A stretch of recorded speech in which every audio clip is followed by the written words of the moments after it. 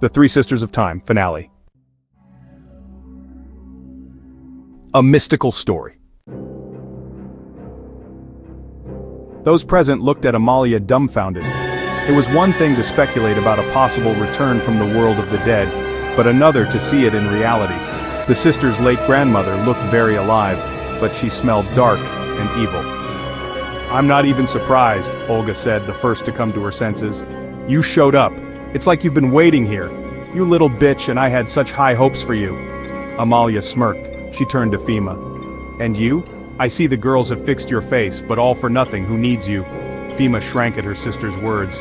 Outwardly, Amalia looked the same, even the dress was the same in which she was buried, but the eyes were not hers. Black eyes without pupils, without blinking, stared at the girls. "Did you never love us? Why did you take us in, raised us in the end?" Steph blurted out. She was frightened, but at the same time she was filled with anger. "You have served me well. Did I love you? Well, I didn't send you to an orphanage, and from a business point of view, you couldn't ruin your reputation. Besides, I had to keep you close." Amalia laughed. "Yes, I took my sister's power, but I couldn't use it, and I could only put your gift to sleep. After the death of my physical body, some of my power was transferred to you, so it's time to get mine back." With these words, Amalia held out her hands to her granddaughters. The temperature in the room rose sharply, and the air seemed to melt before her eyes. It became difficult to breathe, the viscous air melting the lungs. All objects, clocks, even indoor plants began to char before our eyes. Olga was the first to lose consciousness. Alice and Steph were still holding on. From Amalia there was a stream of the strongest dark energy. This energy filled everything around, and somewhere below, under the house, there was a rumbling sound, reminiscent of a clock beating. The clocks in the house, from the tiny bulbs to the large tower clocks, seemed to have gone mad.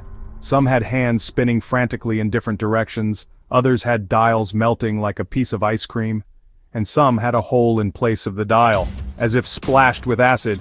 The sight was eerie and mesmerizing at the same time. Suddenly Steph remembered the words she had heard a short time ago.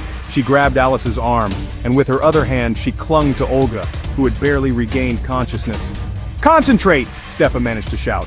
The three of them created an energy flow of light power, which like a cocoon enveloped the girls, preventing the darkness from penetrating. Amalia didn't expect this, and she intensified her efforts. It was vital for her to destroy the sisters and take her part of their powers. Without it, she wouldn't last long in the world of the living. Most of all, Amalia feared being stuck between worlds and doomed to wander as a ghost until the end of time, a most unenviable fate for a powerful witch. It was time for a serious battle. Two powerful forces, dark and light, clashed in a struggle. Suddenly the house shook like an earthquake, the glass rattled. Streams of power swirled around the sisters and Amalia. The awakened Fima wanted to help the girls, but she was thrown away by the flow of energy with such force that she found herself at the opposite end of the room. "Get up! Let me help you!" Someone's strong hands lifted Fima up. She turned around and stared at Anton in confusion. "You can't help them." "And you?" Fima asked quietly, her words drowned in the rumble. "I'll try." Anton stood behind Amalia and channeled his sorcerer's energy into her. Yes, the sorcerer's energy was incredibly strong. Dark matter enveloped Amalia. She weakened her strength against her granddaughters, trying to break free from Anton's dark net. His magic was stronger and more ancient, but this was the first time he had tried it, and he wasn't entirely sure of its power. The outflow of energy devastated him not only in magical resources but also physically. Anton felt that his strength was running out, and in his heart, he even admired the old witch. Wow, how strong she was. Even the three strongest magicians cannot overpower her. Suddenly Amalia swayed, loosened her grip. Something was happening to her. The house shook violently once more. There was a great rumble and the sound of an explosion. All the glass in the windows and doors burst at once. The glass doors of the clock shattered into thousands of shards. The huge face of the tower clock cracked, threatening to shatter into dust. Amalia suddenly fell to the floor and froze. The sisters were still holding hands. Anton tried to catch his breath. His heart suddenly ached. "Is she dead?" Alice asked quietly. "The dead cannot die again," replied Olga. "It was no longer grandmother but a wicked old witch," Steph said. Amalia's body lay motionless, but suddenly it shook with violent convulsions, and then her clothes began to smolder and disintegrate. The woman's skin darkened, and gradually took on a parchment-like appearance. Her teeth fell out, her hair too. After a few minutes a mummy lay before them, and continued to change, and after more time, only a small pile of ashes remained. "This, I'll notice," Fema said, deftly sweeping the remains on a plastic dustpan. "Yes, everyone will have to take brooms and rags." Stefa looked at the devastation. The house was in bad shape, charred remains of furniture and clocks, burnt curtains, dead plants, soot on the walls and floor. The floor was strewn with shards of glass. "I'll help," said Anton. "Why did you help us?" "You seem to have tremendous power," Alice asked. "I couldn't. I hated you and Amalia for so many years. You and your grandmother, and then I realized you were just as much victims as Fema. I realize that time has passed and there's no coming back, but we can at least try. My anger and hatred have fueled my energy all my life. That's where the power comes from." Amalia destroyed so many lives along the way, only to end up a handful of ashes in the garbage. Anton grinned and looked sadly at Fema. "Then we're lucky you came to your senses, or we'd be a pile of ashes," Alice said.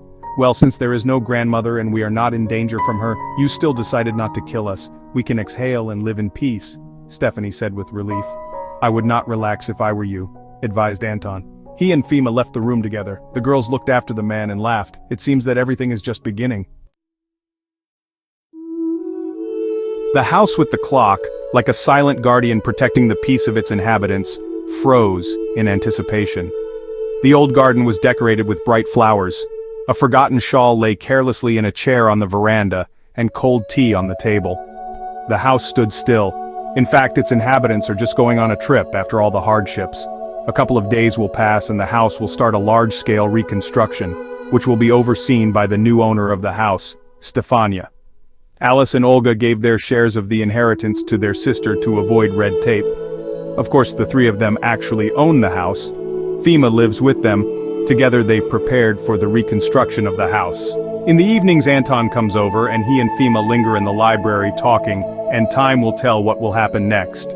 Reconstruction, and in many respects restoration, is planned on a large scale, with the involvement of specialties in different fields. First of all, a clockmaker who will take care of the tower clock. By the way, Stefa is sure all watchmakers are partly magicians. Everything in the house will change, and from the usual gloomy crypt they grew up in, there will be a house filled with light. That light will dispel the years of darkness sown by Amalia.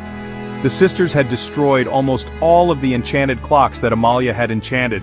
There were not many ticking objects left in the house now. After the battle with her late grandmother, the girls were severely exhausted and had lost a lot of strength. When they were clearing away the rubble and removing the remains of the clock from the house, Olga found her grandmother's small notebook. It was half empty, mostly pen drawings and a few phrases. But even that was enough to realize Anton was right. Amalia herself told the truth. She loved no one but herself. For some reason Alice was the most hurt, because she was considered grandmother's favorite. But otherwise they were lucky. They inherited a large fortune, including those hidden accounts that grandmother had stashed away for her return. After all, even those who rise from the dead need money. Steph sat alone in the half-empty living room. In front of her stood a large floor clock. It stood, heavy weights hanging listlessly, even the hands seemed to droop. It was Amalia's favorite clock, one might say the main artifact. With her complete disappearance, the clock had stopped, died. The girl felt that this clock was not so simple and she had the strength to breathe new life into it. They are now the three sisters of time, and it is time for them to put their gift into practice to help and protect others. The girl sat for a few more moments in front of the clock, pondering her thought. She rose easily and opened the glass door of the clock. Stephanie closed her eyes, fully focused on her force and channeling it. Her hand touched the frozen hands. The clock seemed to shudder, and the hands trembled slightly as well. Suddenly there was a quiet click. The hands of the clock made a full turn and stopped at the correct time. The girl smiled contentedly and closed the chronometer door. Now this house is not only filled with endless and deafening ticking, there is laughter, love, and a little sadness.